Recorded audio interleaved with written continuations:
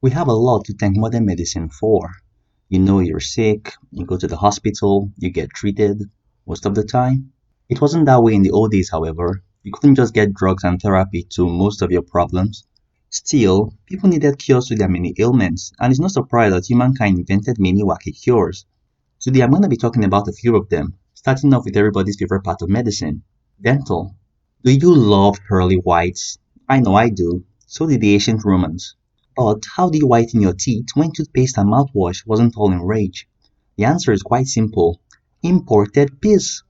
The Romans imported Portuguese urine and just gargled it until their teeth caught a perfect shade of white. As disgusting as the whole process seems, the amazing thing about this method is that it actually worked. You see, piss contains a chemical compound called ammonia. This compound is part of many cleaning agents today and is quite effective at whitening teeth. It's a pretty gross way to approach dental health, but it worked, so yeah. Now, we've talked about a cure for the part of the body where food enters. I think it will only be fitting to talk about cures for the part of the body where food lives. Let's talk hemorrhoids, also known as piles. You see, hemorrhoids aren't fun to have. Symptoms usually involve intense pain, bleeding, what have you. A common modern therapy involves sitting down in a tub of warm water to ease discomfort.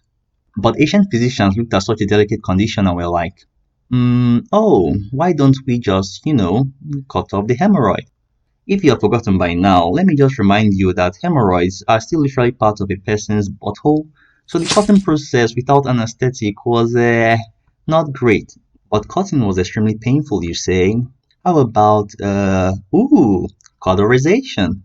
If you don't completely understand what that word means, in this context, it is the completely innocent process of placing a metal object in fire, waiting for it to get red hot, and using it to remove the pile.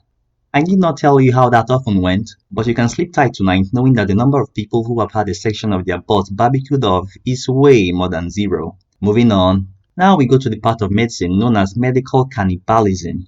And no, I'm not talking about today's medical students and their trusty cadavers. In ancient times, medical cannibalism meant the literal consumption of human matter for medical purposes. Now, before you throw your phone away in disgust and ruin whatever little watch time I have, let me explain the rationale behind the entire practice. You see, the human body has the amazing ability to heal itself, and seeing this, ancient people believed that the body of one person could heal others too. So, you have a headache? Take powdered skull. Have a bruising? Rub fat. Are you bleeding? Drink blood, and so on and so forth. For the part of blood, there was also the belief that the blood of a healthy person could be used to heal the sick, and this led to some common practices that make you wonder why. Hey, Mr. Criminal. What, punk? I was wondering, have you had an ulcer in your life? Ha, never. Swell, that's great. I have an ulcer, and I was hoping to get a cup of your blood when your head comes off. Dude, what the? Don't make me wait. Off to the chopping block you go. Bye. Like the entire town would bring cops to an execution in order to get a drink of the fresh blood of a criminal. For a small fee to the executioner, of course.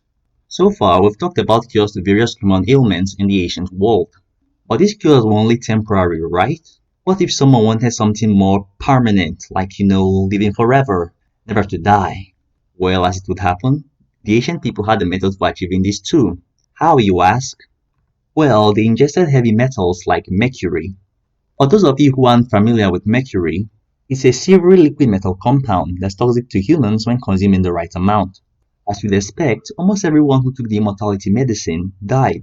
And though this was public knowledge, people continued to ingest mercury with full belief that it would make them immortal. The most likely reason for this is that after initial ingestion of mercury, patients felt a sense of well-being and lightness. And even after they painfully died from continued ingestion of mercury, their corpses didn't become putrid, as mercury preserves corpses quite well. So the ancient people saw this and were like, observations. He felt good initially, but he later felt pain. But now he's dead and he's been weeks and his body's still intact. Is that in immortality? Make me a drink. Just for those of you, my viewers, who may be thinking of trying this immortality drug, here is a list of symptoms you get when you ingest mercury. Depending on the type, amount, and method of ingestion, symptoms can vary from vomiting to bleeding gums to stomach problems, kidney failure, blindness, memory impairedness, seizures, and finally, death, where you shall hunger nor sorrow no more. So kids, don't ingest mercury. Until next time, I am Kings. Thank you for watching.